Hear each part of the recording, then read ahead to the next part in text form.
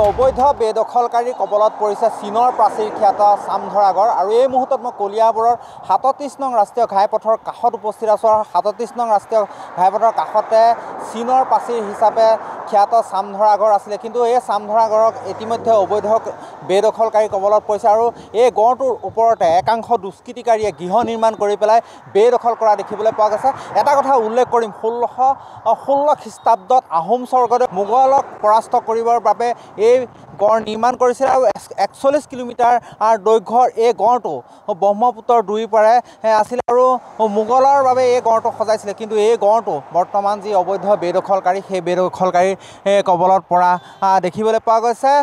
গড়টোৰ উচ্চতা আছিলে ২০ ফুট আৰু বহল আছিলে ৪০-ৰ পৰা ৬০ ফুট কিন্তু গড়টো সংকুচিত হৈ আহি মাত্ৰ ২০ ফুট মানহে ৰোৱা দেখিবলৈ পোৱা গৈছে আৰু ইতিমধ্যে এই গড়টো পৰ্যবেক্ষণ কৰিছে বিশিষ্ট বুৰঞ্জীবিদ তথা চামধৰা গড় উন্নয়ন সমিতিৰ বিষয়ববীয়া দয়ানন্দ বৰগোহাঁই ছাৰ আৰু বৰগোহাঁই ছাৰ আজি ইয়াত উপস্থিত হোৱা দেখিবলৈ পোৱা গৈছে।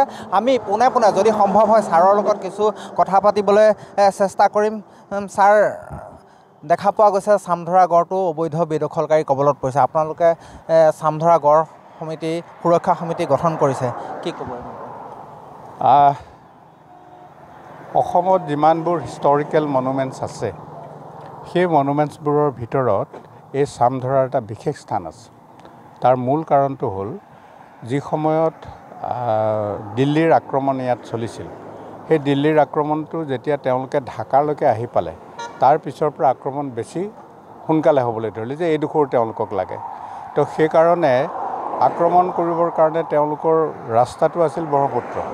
তো ব্ৰহ্মপুত্ৰদি সোমাই টিবিবোৰত সোমাই ওচৰৰ মানুহ লুটপাট কৰে আৰু এই ব্ৰহ্মপুত্ৰদি আহিও তেওঁলোকে ইয়াৰ আমাৰ যিখন কপিলি আছে সেই কপিলি গংগাইদি সোমাই আৰু এই গোটেই ঠাইডোখৰত তেওঁলোকে লুটপাট আৰম্ভ কৰে। তো ইফালে থকা আহোম স্বৰ্গদেউসকলে দেখিলে যে তেওঁলোককতো বহুতবাৰ খেদিছে, আকৌ যেতিয়া এইফালে আৰম্ভ কৰিলে তেতিয়া তেওঁলোকে ভাবিলে যে এটা মাজত গড়ৰ প্ৰয়োজন আছে আৰু সেইকাৰণে ১৬১৬ চনত এই গড়টো প্ৰতাপ সিংহই বনাইছে। এইটো উজনি অসমলৈ যাব নোৱাৰাৰ মূল ধৰণী আছিল, ৱাল আছিল সেইবুলি আমি জানো আৰু এই ৱালখনতে বহুত যুদ্ধ হৈছে। এই গড়টোৰ সিটো পাৰে ডাঙৰ গড়খাৱৈ আছিল, সেইবোৰত জোঙা জাঠি জোং এইবোৰ মানে বাঁহৰ এইবোৰ পুতি থৈছিল, বহুত দ আছিল, পাৰ হৈ আহিব নোৱাৰে। এই গড়টোৰ শেষৰ ফালে আমি যাবলৈ পোৱা নাই, এতিয়ালৈকে যোৱা নাই। বিৱৰণ মতে গড়টোৰ শেষত এখন কাঠৰ দুৱাৰ থাকিব লাগে, এতিয়া নিশ্চয় নষ্ট হৈ গৈছে, এনেকুৱাও হ'ব পাৰে। সেই কাঠৰ দুৱাৰখন হাতীৰে ভাঙি বেক ছাইডৰ পৰা আক্ৰমণ কৰিছে। তো সেইখন যুদ্ধ বৰ মেচেকাৰিং যুদ্ধ আছিল। তাৰপিছত তুৰ্বকৰ যুদ্ধ এবাৰ ইয়াত হৈছে, ইটো শিমলুগুৰতো হৈছে, মিৰ্জুমলাৰ যুদ্ধখনটো ইয়াত খুব বেয়াকৈ হৈছে। তো আল্টিমেটলি এই গড়টো সেই সময়তে যদি চৰকাৰে ভাবিলেহেঁতেন যে গড়টো কাটি নিদিওঁ, ওপৰেদি পাৰ কৰি লৈ যাওঁ, তেতিয়া ইমান হয়তো নাছিলে কথাবোৰ, তেতিয়া বৰ ধুনীয়া হৈ থাকিলে। এতিয়া গড়টোকে কাটি কৰিছে। এটা কথাত ভালো হৈছে যে আমি মানুহবোৰে দেখি দেখি যাব। এতিয়া এটা ছাইডে এখন ৱাল আছে, সেইটো ছাইডে ৱালো মাৰা হোৱা নাই। তো এই গোটেই কথাখিনি নতুন প্ৰজন্মইতো একেবাৰে নাজানে।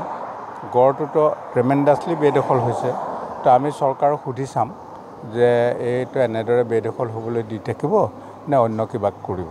চৰকাৰে যদি কয় উজু হয়, যিহেতু আমি এওঁলোকৰ লগতো কাজিয়া পেচাল কৰিলে কি হ'ব, এইটো চিভিল ৱাৰ হ'ব, আমিও পাৰিম, ১০,০০০ মানুহ আনি আমিও কৰিব পাৰিম এতিয়া, কিন্তু সেইটো কৰা উচিত নহয়। গতিকে চৰকাৰৰ লগত আমি ক'ম যে এইটো ভাবিব লাগে, কিবা এটা কৰিব লাগে। যদি চৰকাৰে লয় উজু হয় আৰু কামখিনি হোৱাৰ তেওঁলোককো, যিসকলে ইয়াত ইতিমধ্যে বেদখল কৰিছে সেই সকলো ক'ৰবাত সংস্থাপন দিব লাগিব যদি আৱশ্যক বুলি ভবা হয়।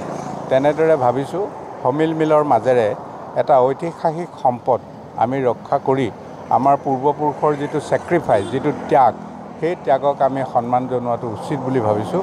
আৰু সেইকাৰণে পোনপ্ৰথমবাৰৰ কাৰণে আমি পূৰ্বপুৰুষৰ যিটো আশীৰ্বাদ লোৱা আমাৰ পূজা মেডাম মেফি, সেই মেডাম মেফি ইয়াত আমি এবাৰ লৈ আমি আশীৰ্বাদ ল'ম বুলি ভাবিছোঁ।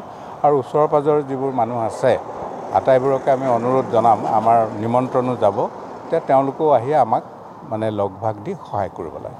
নিশ্চয়কৈ আচলতে গড়টো এইদৰে বেদখল হৈ আছে আৰু ইয়াত পোনপ্ৰথমবাৰৰ বাবে গড়টোৰ কাষতে মেডাম মেফি অনুষ্ঠিত কৰিব আৰু চৰকাৰলৈ এটা অনুৰোধ কৰিব তেওঁলোকে যাতে গড়টো যি বেদখল হৈ আছে সেই বেদখল মুক্ত হৈ গড়টো সংৰক্ষণৰ ব্যৱস্থা কৰে।